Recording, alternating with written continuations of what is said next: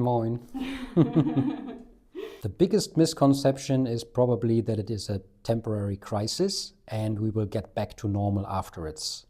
That makes you think that you can see through the crisis and basically do only minor adaptations to weather the storm, rather than thinking fundamentally about the structural change that's really happening. So Tech Cold War is here to stay. It's the new normal, and there will be no going back to the world that we have been all grown up on.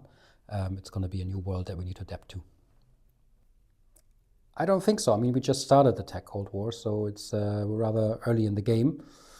But we need to acknowledge that Europe, the EU as an institution, but also European companies have been shaped by the unipolar moment and have been designed to succeed in a globalized world. And they're not designed to deal with geopolitical friction. So from that perspective, I think we need to reinvent what the EU and what European companies are really about. And we've just begun starting to think about this question seriously.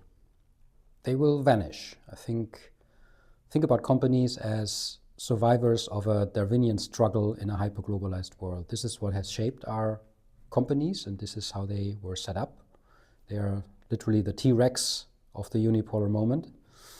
Problem is now there's climate change happening, right? And T-Rex will go extinct if it doesn't really change. And that's what companies need to do.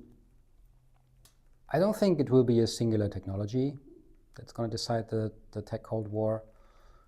It's literally a competition between systems. How we organize societies, how do we organize an economy, how do we organize innovation? These are the questions that are important, and they are much bigger than a single technology. So it's very much like the original Cold War, right? And this competition of systems is what we should really focus on. I think companies need to build a geopolitical muscle. So our companies right now are designed top to bottom to succeed in a unipolar moment. This is what they have been optimized for. And now that we do not live in a unipolar moment anymore, these companies are basically out of time and are not designed well to survive in a geopolitical world.